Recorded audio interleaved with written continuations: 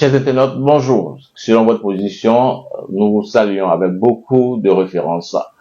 S'il vous plaît, aujourd'hui avec un spécialiste pour les questions de santé alimentaire. On le dit souvent, c'est ce qu'on mange qui nous tue. Et on veut en savoir un peu plus dans CVP. Docteur Samba est avec nous. Il a une vingtaine d'années d'expérience dans le domaine. On va savoir beaucoup de choses avec lui.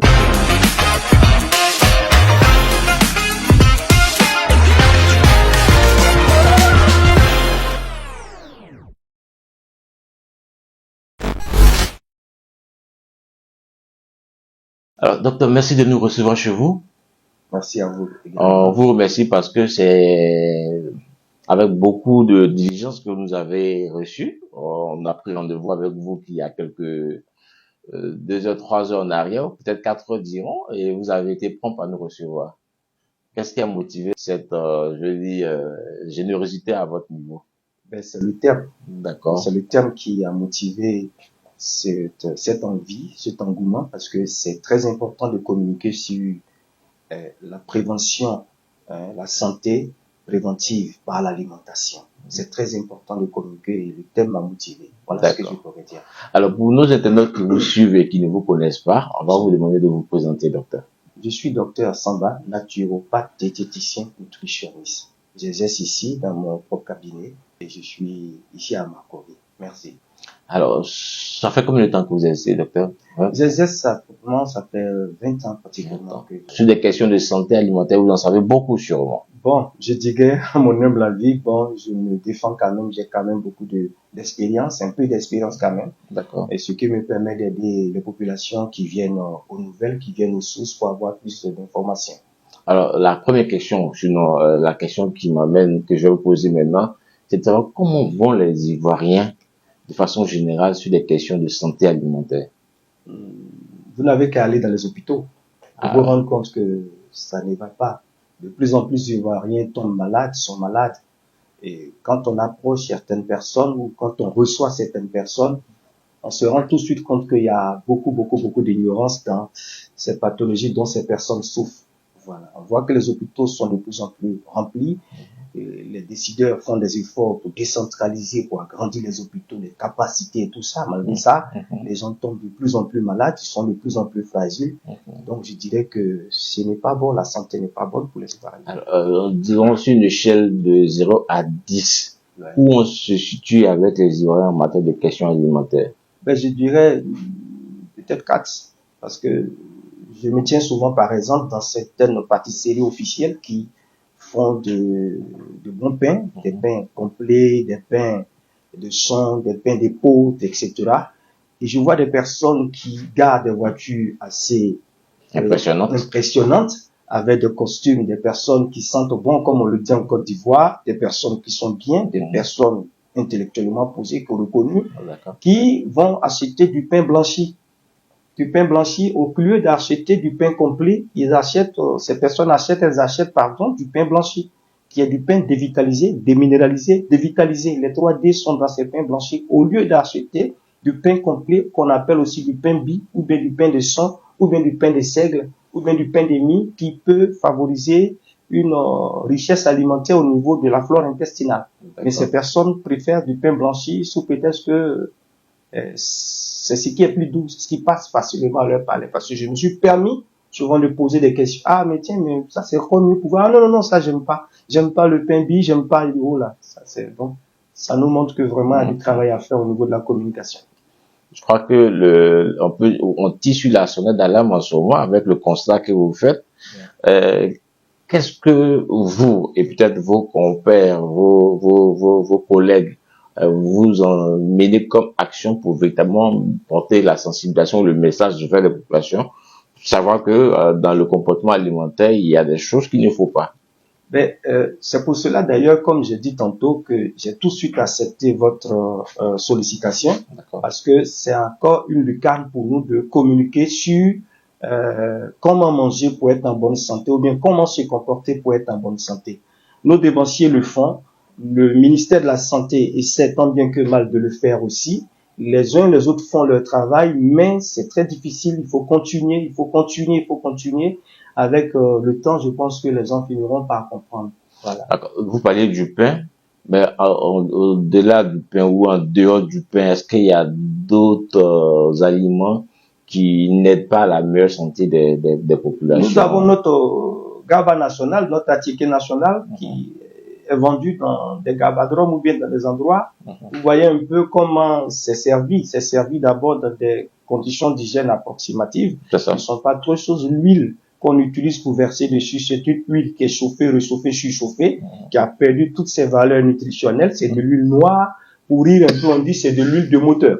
Et en plus de cela, on va griller le poisson, on va frire le poisson, on va mettre un peu de mayonnaise, on va ajouter d'autres additifs, on va mettre des poudres dessus et tout ça. Vous voyez que c'est des aliments qu'on appelle encore dans notre jargon des aliments peroxydants, des aliments qui vieillissent l'organisme rapidement, ou encore des aliments biocides qui tuent la vie. Ce sont des aliments qui vont favoriser le vieillissement des cellules parce qu'il n'y a pas suffisamment d'oxygène. Et d'ailleurs, ce GABA, il est pris avec très peu de légumes crus, très peu de crudités. Mettre le poisson, quelques éléments, de l'huile noire, des trucs et tout ça. Il y a, au-delà de cela, il y a d'autres éléments qu'on constate. C'est-à-dire, c'est l'ignorance qui favorise ce genre de choses. Donc, c'est pour cela que, une fois de plus, j'ai accepté de communiquer pour vraiment sensibiliser tous ceux qui vont suivre cette émission, chercher à nous rencontrer pour avoir très souvent les bonnes informations pour prévenir. Voilà. Docteur, vous avez fait un saut vraiment en avant, un bond en avant, en déclinant, je veux dire, le mauvais comportement des populations. Et ça produit à la mort tout de suite, ça tue parce que on retrouve beaucoup d'Ivoiriens dans les hôpitaux. Est-ce que vous pouvez nous dire un peu les pathologies, les différents maux auxquels on s'expose, le type de maladie en général? Bon. On voit par exemple que les gens souffrent d'excès de cholestérol, les gens sont de plus en plus diabétiques. On voit que le cancer, notamment, n'est pas aujourd'hui un événement. Il y a tellement de personnes qui ont le cancer, des jeunes personnes qui ont l'AVC, des personnes qui sont diabétiques, et toutes ces pathologies, bon, c'est forcément lié à l'hygiène de vie, c'est-à-dire y compris l'alimentation. Quand on parle de l'hygiène de vie, c'est encore un peu plus vaste, je dirais, y compris l'alimentation. Vous voyez, généralement, ils disent ça tue pas africain. Quand ils mangent son garba avec tous les assaisonnements possibles, ils disent ça tue pas africain. Mais malheureusement, c'est l'Africain qui n'a pas l'argent et qui se retrouve dans les hôpitaux. Face à certaines analyses, il est incapable, le taux de mortalité suit tout de suite. Vous prenez le journal qu'il faut, la nécrologie, chaque fois ça s'en va, hein, les gens s'en vont. Donc, parce que il y a tellement d'ignorance dans la matière que on a des problèmes. Parce que quand on le voit, on voit les gens. J'ai reçu par exemple, pas plus tard que ce matin, quelqu'un qui est venu et je lui ai donné des conseils concernant son alimentation. Je dis, est-ce que vous allez faire l'effort de suivre? Il dit, je vais faire l'effort. J'ai dit, vous êtes sûr? Il dit, oui, je suis sûr. Sa femme était à côté, elle le regardait, j'ai compris que c'était pas facile. C'était pas évident. Ce type de patients, quand on les reçoit, on fait l'effort de les appeler au quotidien pour savoir à quel niveau ils sont, est-ce qu'ils ont pris tel aliment, est-ce qu'ils ont fait ça, est-ce qu'ils ont fait ça. On essaie de faire en même temps, docteur, il y a une question d'habitude qui devient une seconde nature. Oui. Comment on arrive à juguler ces on leur dit souvent que vous voyez les habitudes alimentaires que vous avez pu acquérir depuis toutes ces années vous ont emmené dans une situation où il n'y a pas d'issue. Vous êtes face par exemple à un problème de cholestérol, vous êtes face par exemple à un problème de diabète. Qu'est-ce qu'il y a de le faire? Quels que soient les médicaments qu'on va vous prescrire, il faut obligatoirement accepter de réformer son alimentation.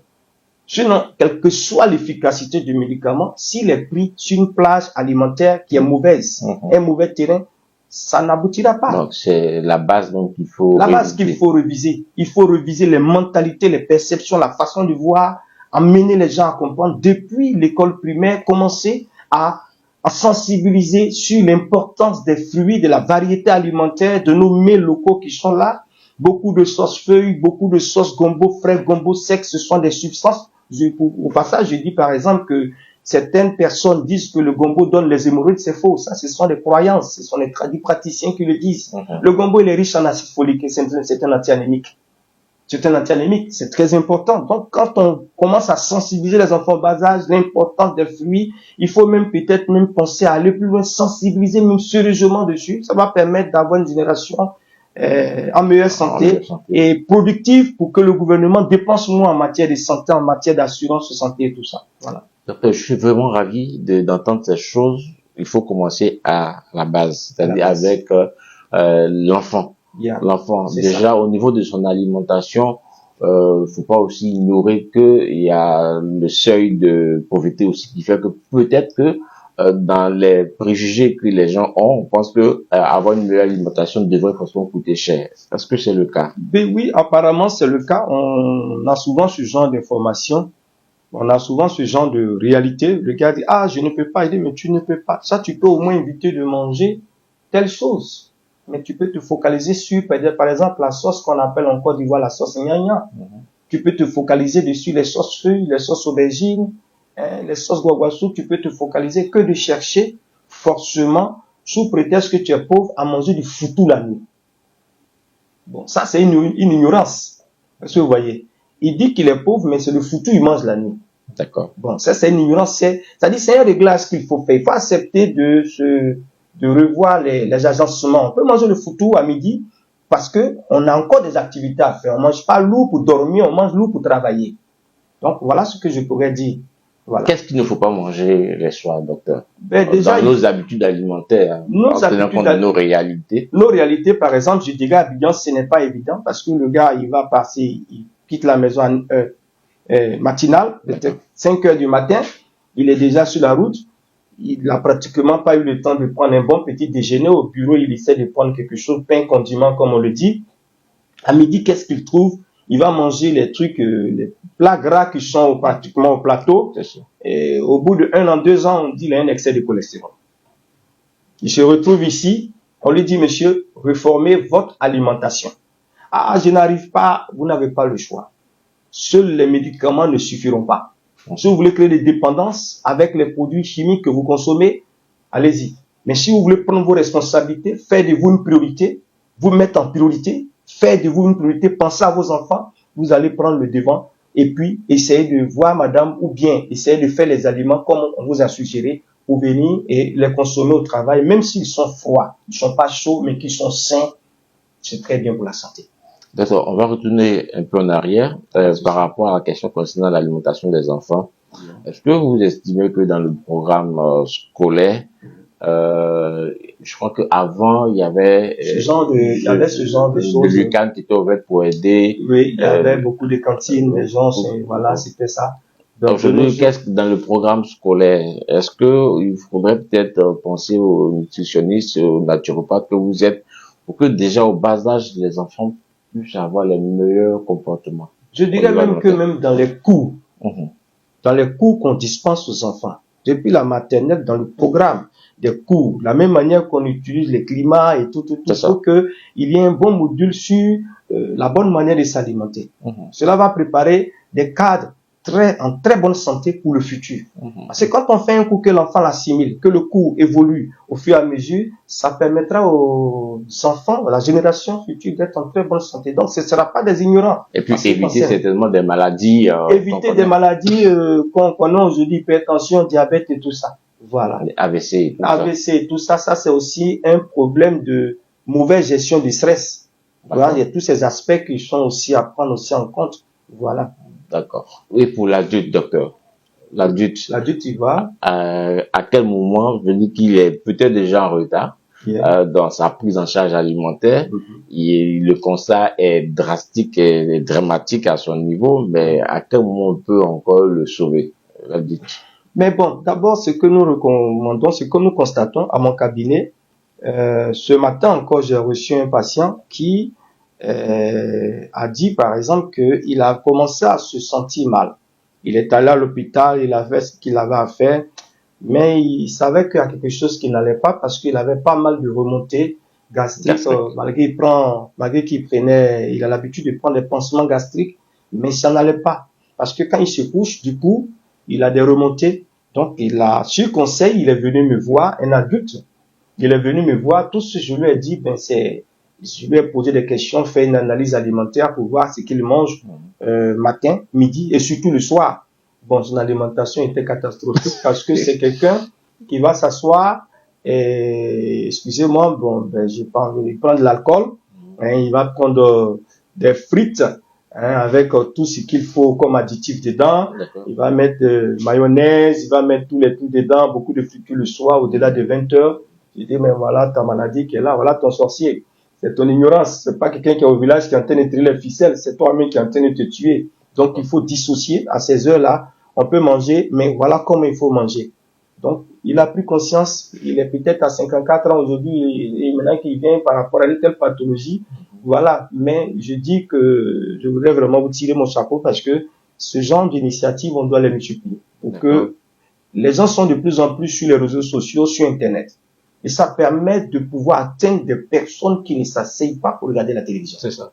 Et c'est très important, ce genre de truc de proximité, de permettre aux gens d'avoir l'information sur le net. Et c'est très important. C'est très, il y a beaucoup d'ignorance. J'ai remarqué quelque chose aussi. J'ai remarqué que, par exemple, quand nos mamans, par exemple, préparent, non seulement dans la sauce, elles vont mettre du sel, mais dans le riz, elles mettent du sel. Sel, ça rime à quoi? À la fin, la tension va monter. Avec le stress, la tension va monter. C'est maintenant que, quand on va se rendre à l'hôpital voir le cardiologue va demander de faire un régime hyposodique sans sel. Mais pourquoi ne pas mettre seulement le sel dans la sauce seulement et puis ne pas mettre le sel dans le riz? Sel. Bon, c'est resté dans nos habitudes et puis on ne sent pas que vous voyez que c'est un peu trop salé, on continue avec ça. Sel. Pourquoi? Cherche quoi? C'est dans la sauce, on met le sel et puis on avance. C'est des petits détails comme ça qu'il faut corriger. Et ça va permettre aux gens. Est-ce que c'est recommandé de manger le riz aussi le soir? Parce que j'ai vu sur les réseaux sociaux, je crois que ça doit être quelqu'un qui est dans le même camp que vous, qui faisait ces recommandations. Éviter de manger le riz les soirs.